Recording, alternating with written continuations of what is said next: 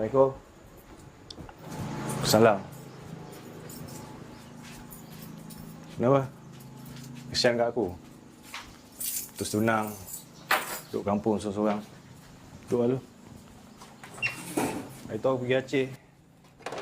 6 bulan aku kat sana. Jumpa 2 orang budak ni. Punya bin supplier. Cuba try.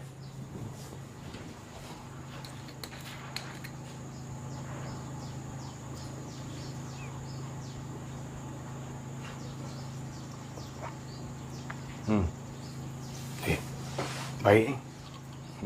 Ni kan kau nak tunjuk aku? Bukan. Sekejap.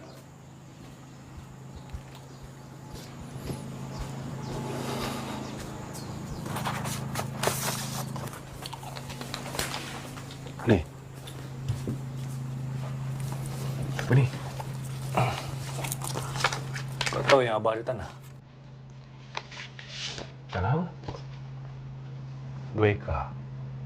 Satu nama kau, satu nama aku. Kalau jual seorang boleh dapat dalam 800 ke 900 ribu juga. Kita nak cakap apa-apa masa dulu ni? Itulah tu.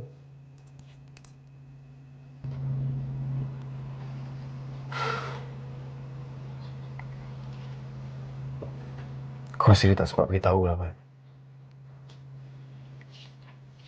Tengok ni. Waktu dia beli tanah tu, tadi dia meninggal.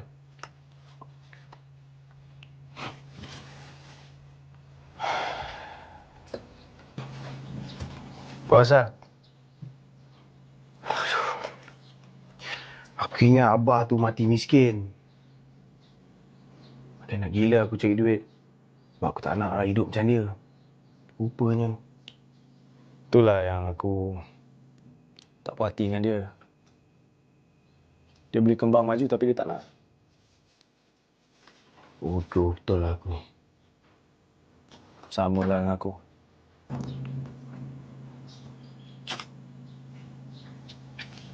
Bat. Aku ada idea.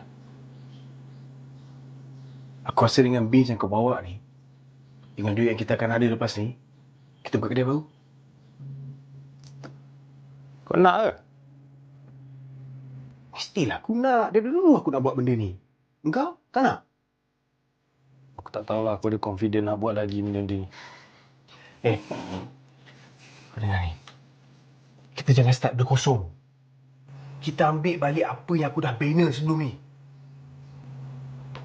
Aku nak ambil balik bro.